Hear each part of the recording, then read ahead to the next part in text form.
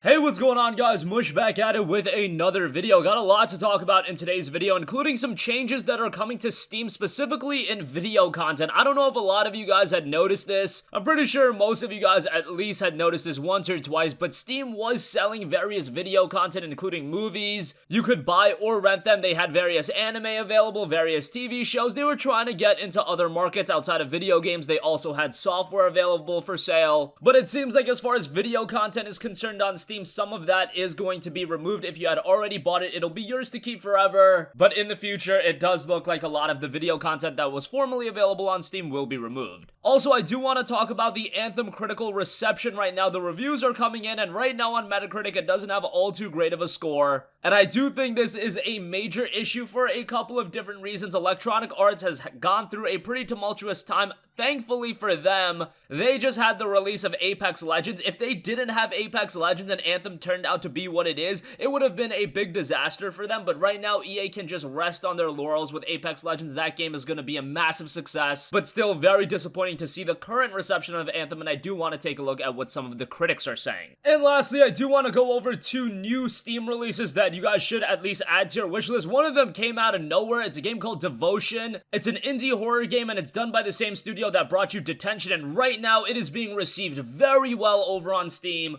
Based on 4,000 reviews over the course of a couple of days, it has a 95% positive reception, so that is very positive. Want to take a look at that game, as well as the latest Yakuza release on PC. You guys know I'm a big fan of that franchise, so excited to see that continue to make waves on PC. First up, let's talk about the changes that are coming to Steam's video content, and here's the post that they put out. Quote, "For the past few years, we have worked on expanding Steam beyond games and software by building a video platform that supports paid and free video content. In reviewing what Steam users actually watch, it became clear we should focus our effort on offering content that is either directly related to gaming. As a part of this refocus, we have retired the video section of the Steam store menu with an expectation that video content is discovered via the associated game or software store page or through search, user tags, recommendations, etc. Over the coming weeks, a number of non-gaming videos will be retired and will no longer be available for purchase. Previously purchased content will remain available to owners." Honestly, I think this is a change for the best. It was nice to see Steam, dip their toes into other content. I saw a lot of anime be available on Steam, and I was just like, man, this is really overpriced. Buying a season for like $20 or $30 does not make a lot of sense to me, considering the majority of this, yes, it's available free online, but even if you want to go the legal route, Netflix has a lot of stuff, Crunchyroll, and there's a lot of other video streaming services for all the content that was available on Steam, the movies as well. Who's really paying $15 to own a movie now in 2019? I just thought that was one area where Steam was getting into, and I was like, do you really need to be getting into that? I do understand in some instances where there are video directly related to gaming.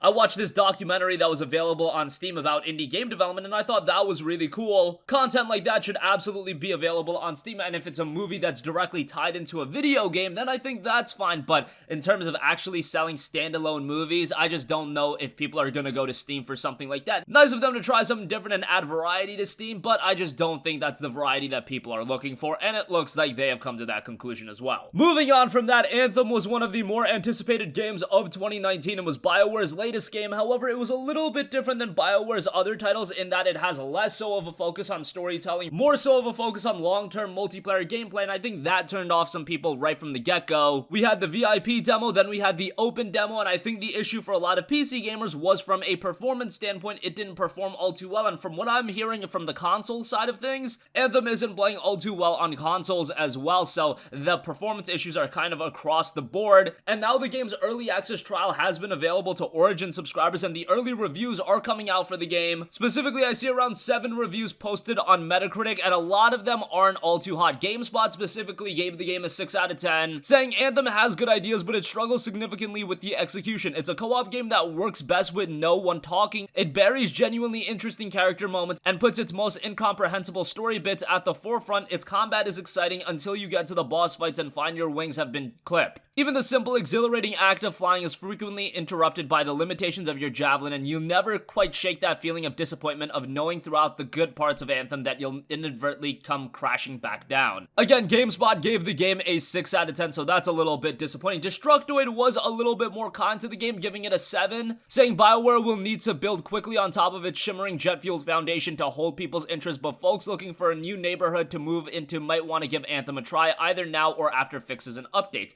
And I think think that's a crucial element when talking about Anthem. This is a game that's gonna evolve greatly over the next 16, 18 months, maybe even 2 years, but we know that this is an experience BioWare is gonna stay committed to, and we've seen it before. A lot of the Ubisoft games this generation started out pretty lackluster, but they continued to evolve, they continued to get better. I point to a game like The Division, although it does seem from out the gates The Division did have a more positive reception than Anthem, so that's something to keep in mind. Just know that Anthem is a game that does need a lot of work. It is nice on PC where you can subscribe to Origin Access Premier, $15 a month, and get access to every EA title. You'll get Battlefield 5, you'll get Anthem, you'll get every other game. Obviously, it's a $15 a month subscription, so you have to keep your subscription intact. I do believe you can sign up to a year for $100, which isn't a bad deal. If you're planning on buying 2 EA games a year at $60 a pop, well then that essentially pays for your entire subscription. Now, there is the notion of, are you really paying $60 for a PC game? But you get the idea. If you want to play Battlefield 5, you want to play Anthem, maybe you want to play some of the other EA titles that have already been released with the base Origin Access subscription service, and there are some pretty interesting games coming out this fall like Star Wars Jedi Fallen Order. Origin Access Premier doesn't look to be a bad buy, so that would probably be the route I would go to play Anthem. Otherwise, again, you can sign up for Origin Access, the regular version. That's $5 a month, and you can play the game for, I believe, 10 hours, so you can get a taste of what to expect. But again, the initial reception for the game hasn't been all too positive, but I do very well see this is a game that's gonna evolve in the coming months, so I think it's better to revisit this game in, say, 6 months and see where it's at then, than completely trash the game on day one, although it does deserve some sort of critical backlash. Since you're charging $60 for the game at this point, you expect a game of a certain quality level. And lastly, I do want to go over 2 very recent releases on Steam. First up, Yakuza Kiwami has dropped. Yes, Yakuza is making a full transition over to PC gaming. Yakuza 0 has already been released. That was received rather well, and now we have Yakuza Kiwami. This is a remake of the very first Yakuza game, and it was released at $19.99, a great price for that. It's a pretty easy game to run with minimum requirements listing a GTX 560 and an HD 6870, i5 3470, and an FX 6300 on the CPU side of things.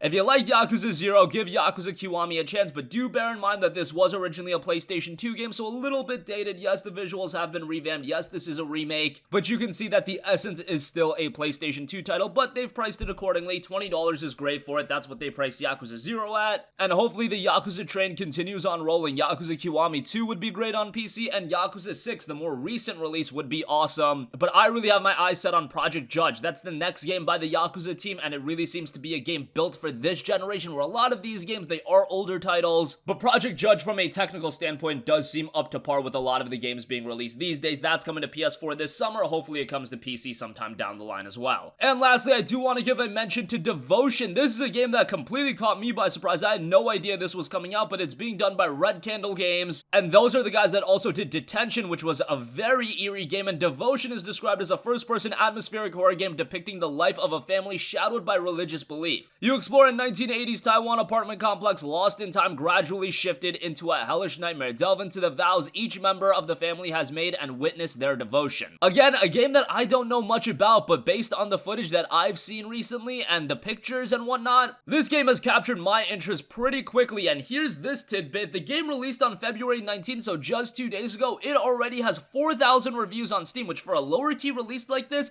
that is a lot. That means it's just naturally gained a lot of traction based on word of mouth.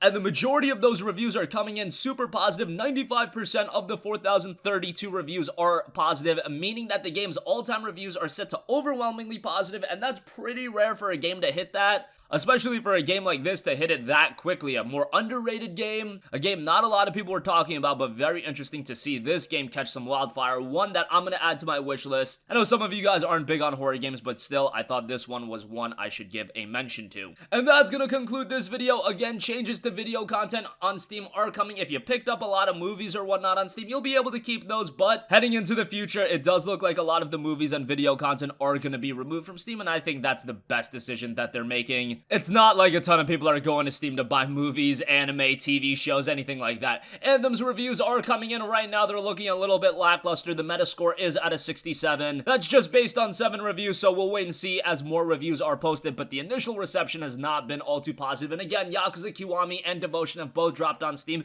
At the very least, add those games to your wish list. And that's gonna wrap up this video. If you guys have a request for a future video, you can leave that in the comment section down below, and I will catch you guys in the next one. Peace out. Hey, what's going on, guys? Mush here again. Hope you enjoyed the video. As you guys might know, YouTube's notification system is sometimes a little bit wonky, even if you're subscribed to the channel. Maybe you're not abundantly aware that I uploaded a video. To remedy that situation, make sure you hit the bell notification button. This way, whenever I upload a new video, and I try to upload as consistently as possible, you will be notified directly of the upload, and you can watch it as soon as it goes live. I would really appreciate it if you guys hit that button so you can stay up to date with all of the content I'm posting. But as always, guys, thanks for watching, and I'll catch you guys in the next one. Peace out.